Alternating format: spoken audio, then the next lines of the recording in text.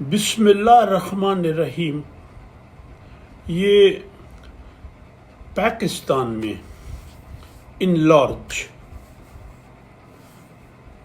ہم ایسے سچویشن میں رہ رہے ہیں جو انارکک ہے، اور اس کی بیسیکلی 3 وجہ ہیں.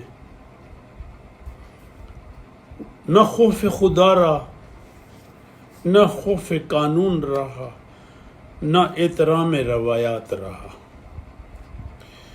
اب خوف خدا تو بہت بڑی بات ہے ایک مسلمان کے لیے یا اہل کتاب کے لیے یا ایون جو ایتھیسٹ ہیں. قدرت کا خوف.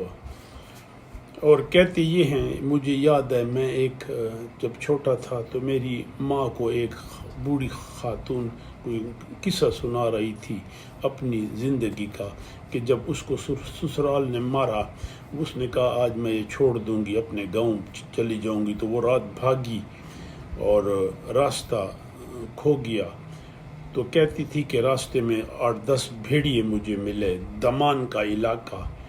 تو کہتے میں نے اپنی چنی رکھ دی اور ان کو خدا اور قرآن کا واسطہ دیا، یہ کہہ کے کہ میں تو خود در پدر ہوں.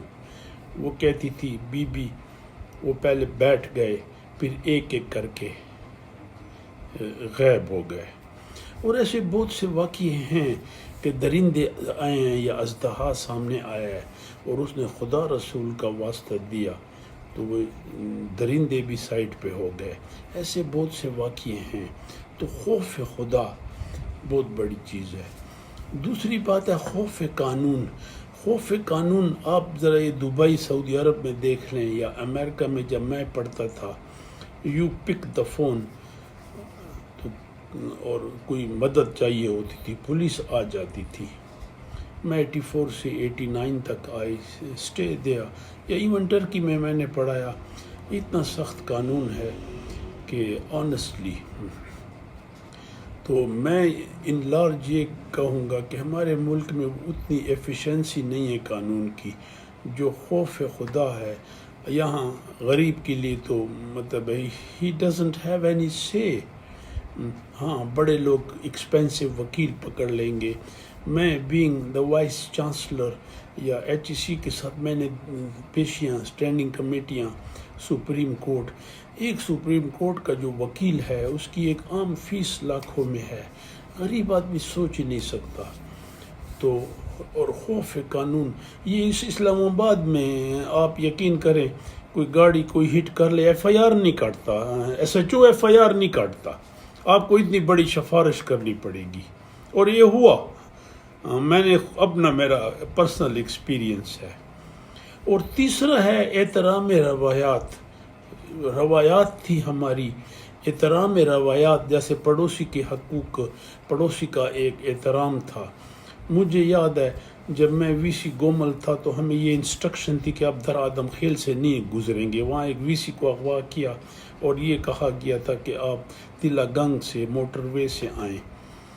میں نے ایک دفعہ واقعہ بھی گورنر صاحب کو سنایا کہ سر اب یہ درہ ہمارا گزرنا حرام ہے درے سے.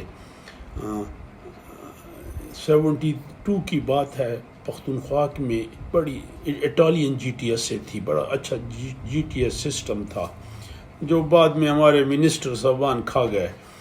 وہ اٹالین گاڑی تھی اور بڑی تیز جاتی تھی. تو ڈرائیور سے ایک بندہ لگ گیا در آدم خیل میں.